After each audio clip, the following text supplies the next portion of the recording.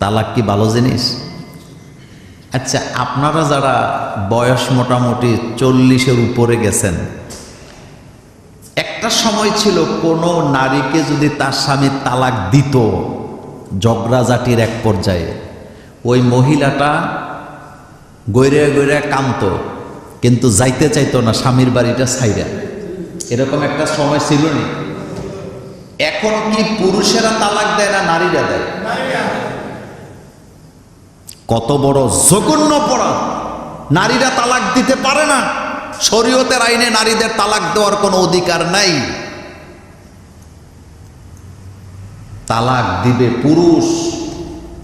হ্যাঁ, নারীরা তালাক দিতে পারবে না, কিন্তু পরিস্থিতিতে শিকার হইলে তালাকটা চাইতে পারবে।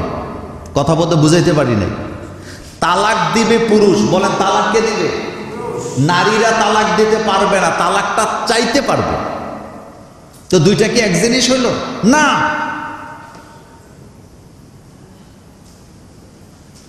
একজন পুরুষ যদি বিকলাঙ্গ হয়, একজন পুরুষ যদি অত্যাচার করে, অবিচার করে, মারে, কথায় কথায় যদি অত্যাচার করে, তার আব্বা আম্মাকে যদি গালাগালি করে, তাকে যদি সম্মান না দেয়, তার হক যদি আদায় না করে, অধিকার যদি আদায় না করে, তাইলে ওই মহিলা যদি সিদ্ধান্ত নেয় স্বামীর কাছে, তালাকটা চাইতে পারবে যে আমি তোমার সংসার করব না, তুমি আমাকে বিদায় করে দাও।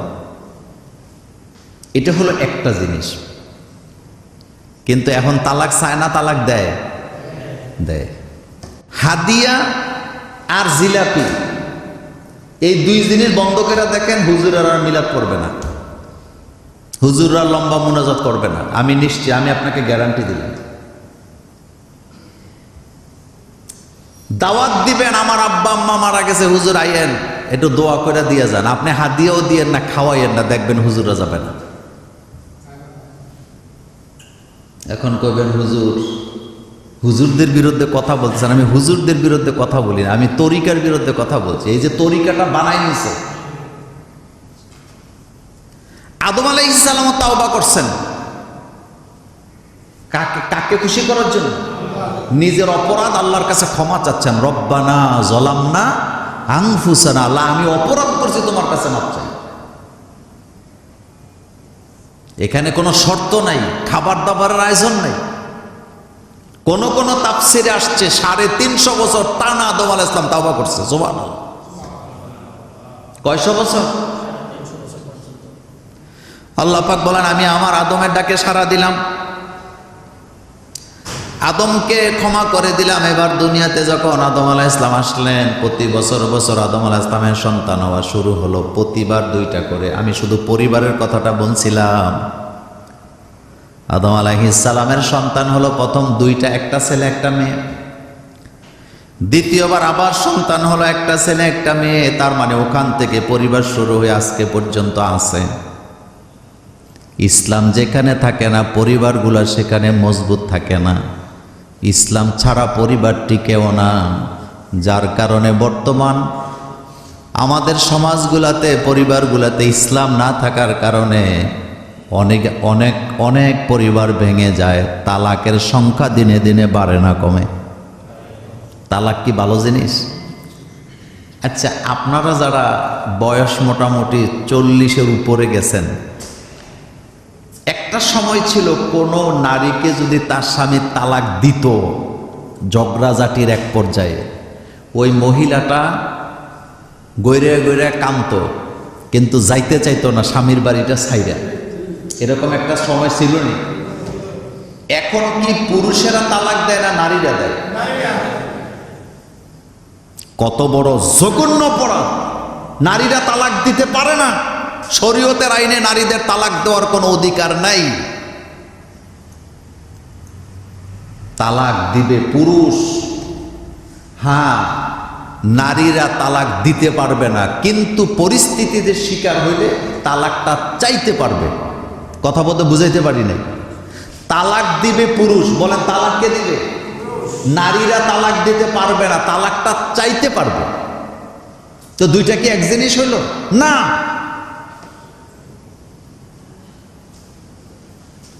একজন পুরুষ যদি বিকলাঙ্গ হয়, একজন পুরুষ যদি অত্যাচার করে, অবিচার করে, মারে, কথায় কথায় যদি অত্যাচার করে, তার আব্বা আম্মাকে যদি গালাগালি করে, তাকে যদি সম্মান না দেয়, তার হক যদি আদায় না করে, অধিকার যদি আদায় না করে, তাইলে ওই মহিলা যদি সিদ্ধান্ত নেয় স্বামীর কাছে তালাকটা চাইতে পারবে যে আমি তোমার সংসার করব না, তুমি আমাকে বিদায় করে দাও।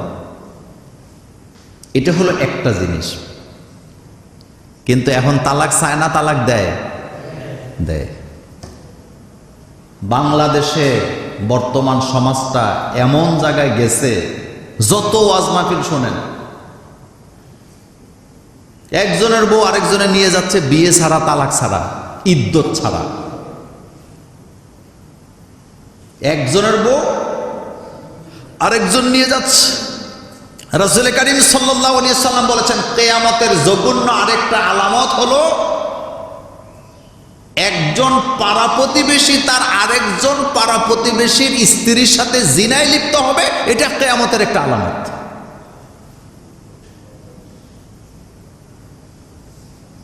এখন মনোযোগ দিয়ে কথাগুলো শোনেন।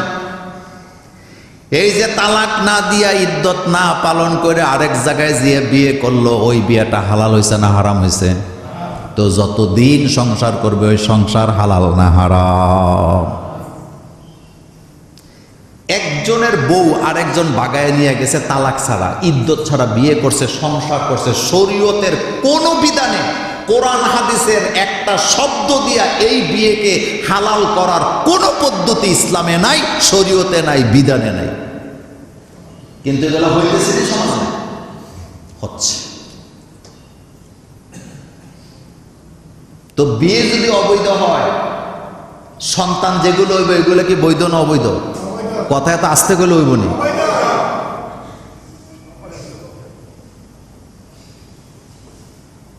পাশ্চাত্যের আইনগুলো এত জঘন্য, তারা বিয়েকে করে কঠিন, জিনাকে করে সহজ।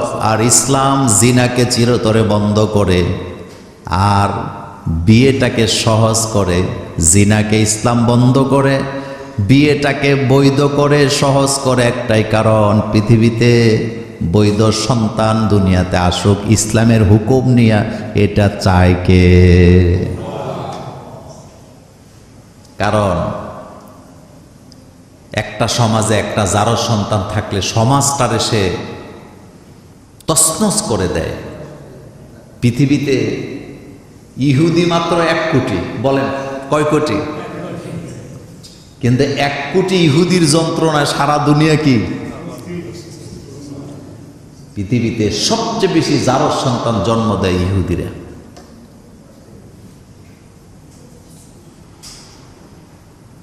রাসূলুল্লাহ সাল্লাল্লাহু আলাইহি সাল্লামকে একজন এসে গালি দিলেন, এই ওয়াজ আপনারা জানেন। রাসূল সাল্লাল্লাহু আলাইহি সাল্লাম মন খারাপ করলেন। রাসূলকে গালি দিছে একটা, আর আল্লাহ পাক কোরআনের আয়াত নাজিল করে তার পরিবারের 9টা গুণ, মানে 9টা খারাপ গুণ মানুষের কাছে আল্লাহ প্রকাশ করে দিচ্ছে। তার ভিতরে একটা ছিল, নবী আপনাকে যে গালি দিছে সে বাবা এবং মায়ের অবৈধ সন্তান, জারজ সন্তান।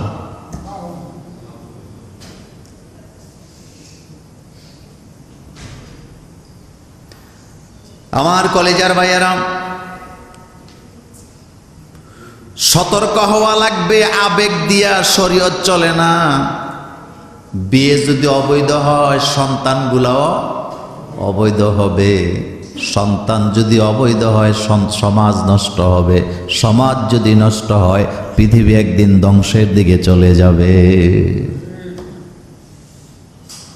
তা আজকে কয়েকটা কথা বলবো। প্রথম কথা, তালাক মহিলারা দিতে পারে না। বলেন তালাক কে দিবে? পুরুষ। কিন্তু শর্ত সাপেক্ষে মহিলা তালাক চাইতে পারবে, কিন্তু সে দিতে পারবে না। সে চাইতে পারবে যে আমি তালাক নিয়ে চলে যেতে চাই। 2 নাম্বার, কোন মুসলিমের স্ত্রী যদি আরেকজনে ভাগায় নিয়ে যায়, তালাক ছাড়া যদি বিয়ে করে, বলেন বিয়ে কোনটা ঠিক থাকবে? আগেরটা ঠিক থাকবে, পরেরটা বিয়ে হবে না। পরেরটা যত সংসার করবে সারা জীবন জিনার সংসার করলো, জিনার গুনাহ আমলনামার মধ্যে উঠবে। কথার জবাবটা একটু জোরে দিবেন। আমাদের সমাজে এমন এমন ঘটনা ঘটে কিনা যে বউরে ফালাই দিয়া শালিরে লইয়া বাগছে? এত আস্তে কইলে হইব না, জোরে কন। এরকম ঘটনা শুনছেননি?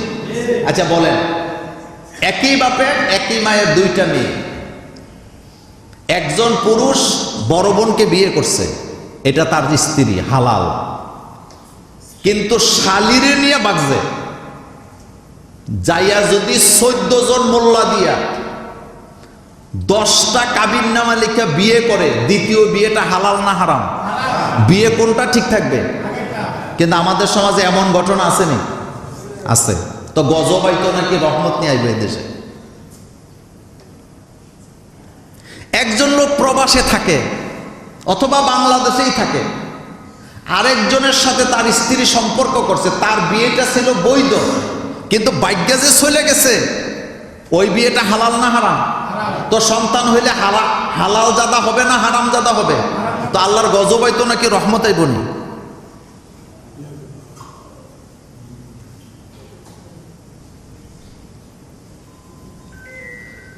আমার কলেজের ভাইয়েরা, আল্লাহ পাক চায় পরিবারগুলা মজবুত ভাবে টিকে থাকুক। এই জন্য স্বামীর উপরে স্ত্রীর যেমন অধিকার আছে, স্ত্রীর উপরেও স্বামীর অধিকার আছে। আল্লাহ রাব্বুল আলামিন এই কথাটা এভাবে বলছেন, ওয়াত্তাকুল্লাহ, তোমরা আল্লাহকে ভয় করো, আল্লাযী তাসাআলুনা বিহি ওয়াল আরহাম, যে আল্লাহর দোহাই দিয়ে তোমরা একজন আরেকজন থেকে হকগুলো আদায় করো। ইন্নাল্লাহা কানা আলাইকুম রাকিবা, আমাদেরকে হেফাজতের ক্ষমতা কার? একটা কথা মনে রাখবেন, যার মধ্যে আল্লাহর ভয় নাই তার কাছে শরীয়ত আর শরীয়তের বাইরে যা আছে সব কি এক সমান। তার কাছে দিন আর রাত বলতে আলাদা কিছু না, কারণ সে তো আল্লাহকে ভয়ই পায় না। এই জন্য নবীজি বলেছেন, তোমরা যখন বিয়ে করো নারীদেরকে কেমন পুরুষ দেখে বিয়ে করবে সেটা পরে বলতেছে, আগে শোনেন। হযরত আবু হুরায়রা রাদিয়াল্লাহু তাআলা আনহু বলেন, আল্লাহর নবী বলেছেন, তোমরা যখন বিয়ে করো মেয়েদেরকে 4টা জিনিস দেখে বিয়ে করবা। 1 নম্বরে তার সম্পদ, 2 নম্বরে তার বংশ, 3 নম্বরে তার সৌন্দর্য, 4 নম্বরে ধার্মিকতা। আমাদের দেশে আগে বিয়ে হইতো, মেয়ে দেখতে গেলে জিজ্ঞেস করতো মেয়ের নানির বাড়ি কোথায়, মেয়ের মার বাড়ি কোথায়, বংশটা কেমন। এখন আর এগুলা জিগায় না, এখন দেখে। কথা কন না কেন?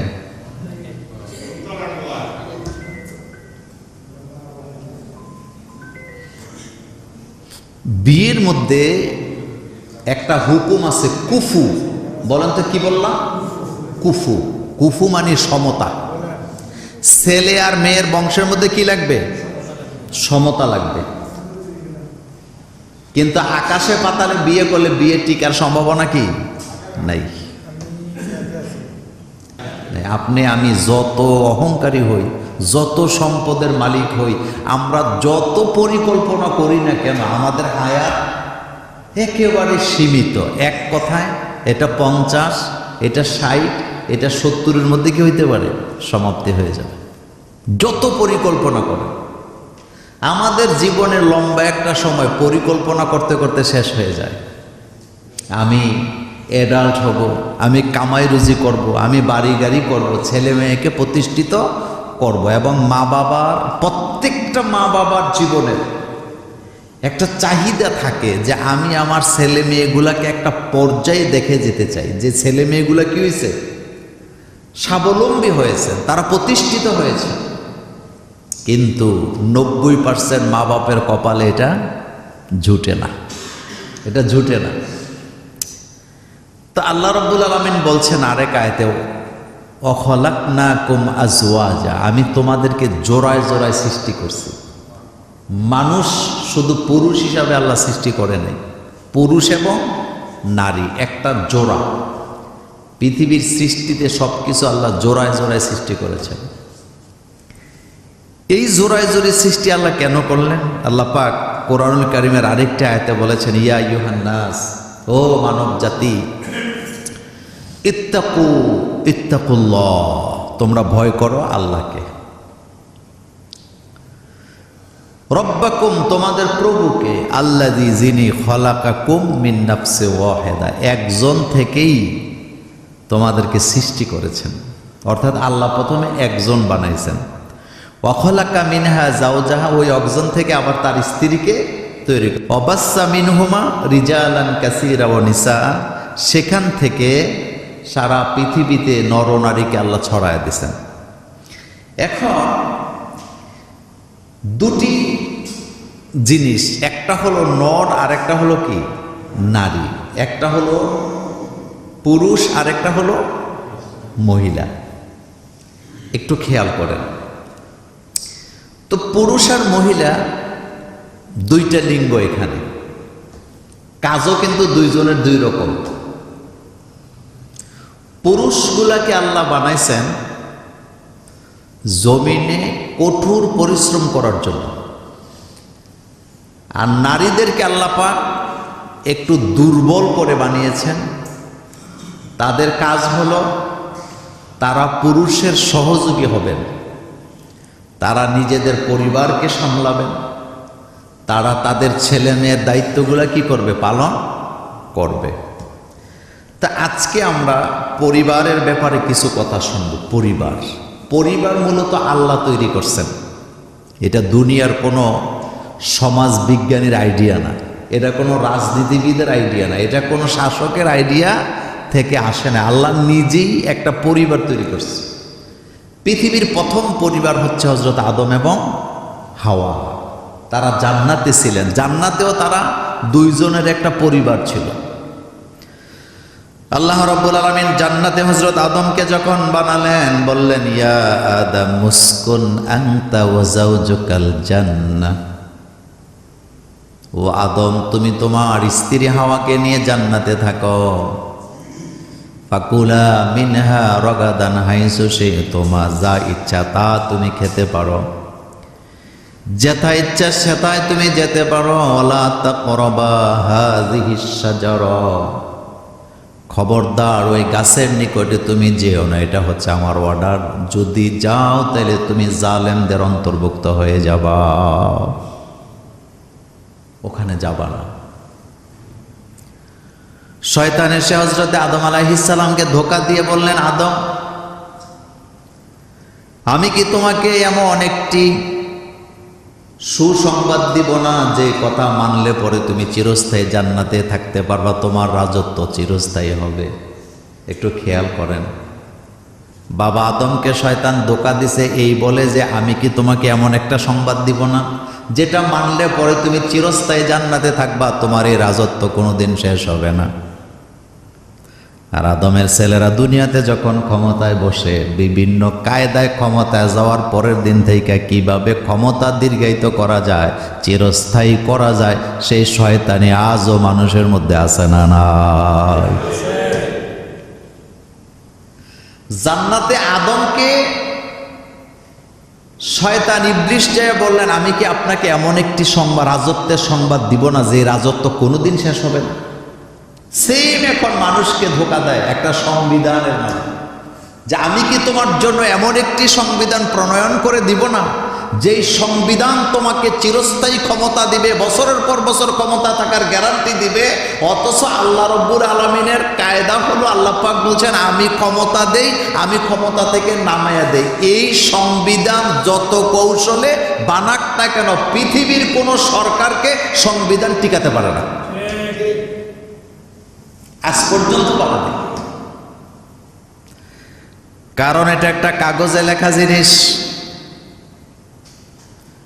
আল্লাহ পাক বারবার বলেছেন ক্ষমতা আমি আল্লাহর। সেম কথাটা শয়তান যখন আদমকে বললেন, আদম আলাইহিস সালাম বুঝতে পারেন নাই, তিনি মনে করলেন এটাই তো করা উচিত। তিনি গন্ধমের কাছে গেলেন, ওই গাছের নিকটে গেলেন, ফল যখন ভক্ষণ করলেন, আল্লাহ পাক নিজেই বলেন, সাথে সাথে আদম আর হাওয়ার দেহ থেকে জান্নাতের পোশাকগুলি খুলে পড়ে গেছে। শয়তানের 2 নাম্বার থিওরি হলো মানুষকে ল্যাংটা করাইতে হবে। 1 নাম্বার থিওরি হলো মানুষকে আল্লাহর অবাধ্য বানাইতে হবে। 2 নাম্বার থিওরি হলো মানুষকে কি করতে হবে? ল্যাংটা করে দিতে হবে। এজন্য দেখবেন সিনেমায়, নাটকে পাশ্চাত্যের তাদের সংস্কৃতিতে মানুষের পোশাক কি ছোট করে না বড় করে? ছোট করে। কিন্তু ইসলাম মানুষের পোশাককে বড় করে। আমাদের দেশে একটা পাইছে, কয় শাড়ি বাঙালিয়ানা পোশাক। মিথ্যা কথা। শাড়ির সাথে বাঙালির কোনো সম্পর্ক নেই। শাড়িটা আসছে হিন্দু ধর্ম থেকে।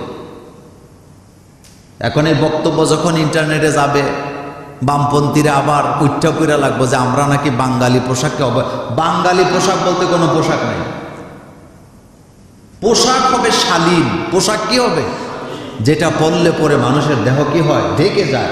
শয়তান সর্বপ্রথম মানুষকে উলঙ্গ করছে। আমার কলিজার ভাইয়েরা, এবার আল্লাহ রাব্বুল আলামিন হযরত আদম এবং হাওয়াকে শয়তানকে সহ জান্নাত থেকে দুনিয়াতে নামায় দিলেন। আগে ছিল জান্নাতে, এখন আসছে কোথায়? দুনিয়ায়। এখানে রোগ আছে, অসুস্থতা আছে, দুঃখ আছে, কষ্ট আছে। জান্নাতে এগুলো ছিল না। হযরত আদম আলাইহিস সালামকে দুনিয়াতে যখন পাঠালেন, তিনি সর্বপ্রথম দুনিয়াতে এসে মসজিদ মাদ্রাসা করেন নাই। আদম আলাইহিস সালাম দুনিয়াতে আসার পরে সর্বপ্রথম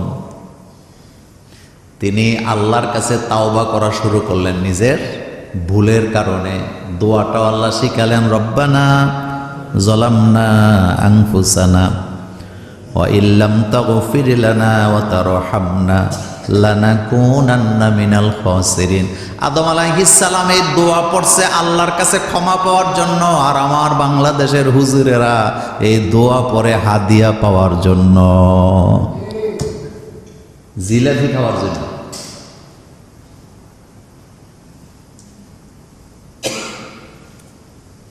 দোয়া আসেনি? দোয়া পরে কি লিখে? জিলাপি খাওয়ার জন্য।